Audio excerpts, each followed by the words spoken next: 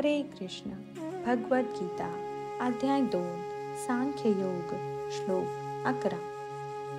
श्री भगवान उवाच अशोचानन्वशोचस्त्वं प्रज्ञावादांश्च भाषसे गतासु न गतांशुश्च नानुशोचन्ति पंडितः.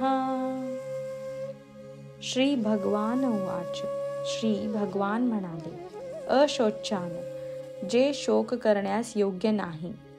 अन्वशोचः, शोक करीत आहेस. त्वम, तू.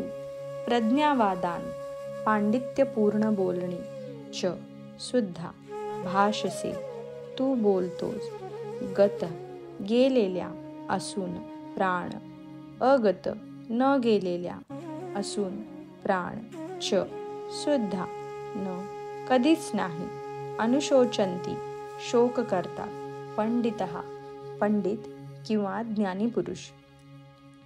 पुरुषोत्तम श्री भगवान म्हणाले, पंडिताप्रमाणे बोलताना तू जे शोक करण्यायोग्य नाही त्याविषयी शोक करीत आहेस. ज्ञानीजन जीवितांविषयी तसेच मृतांविषयीही शोक करीत नाही. तात्पर्य: भगवंतांनी तत्काळ गुरुपद स्वीकारले आणि आपल्या शिष्याला अप्रत्यक्षपणे मूर्ख म्हणून खडसावले.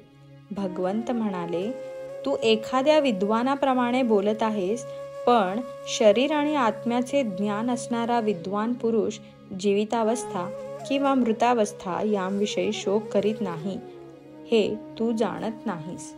पुढील अध्यायांमध्ये सांगितल्याप्रमाणे जड तथा चेतन आणि उभयतांच्या नियंत्रकास जाणणे म्हणजेच ज्ञान होय. राजकारण, समाजशास्त्र यांच्यापेक्षा धार्मिक तत्वांना अधिक प्राधान्य देण्यात यावे असा अर्जुनाचा युक्तिवाद होता. पण त्याला माहीत नव्हते की धार्मिक तत्वांपेक्षाही जड प्रकृती, आत्मा आणि परमात्मा यांविषयीचे ज्ञान अत्यंत महत्त्वपूर्ण आहे आणि ज्ञानाच्या या अभावामुळे त्याने महान विज्ञान व्यक्तीचा आव आणायला नको होता.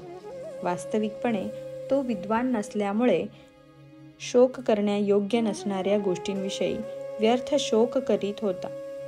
या शरीराचा जन्म झाला आहे आणि आज ना उद्या निश्चितपणे याचा नाश होणारच आहे. म्हणून आत्मे इतके हे शरीर महत्त्वपूर्ण नाही. हे जो जाणतो तोच खरा पंडित आहे आणि भौतिक शरीराची कोणतीही स्थिती त्याच्या शोकास कारणीभूत होत नाही. हरे कृष्ण.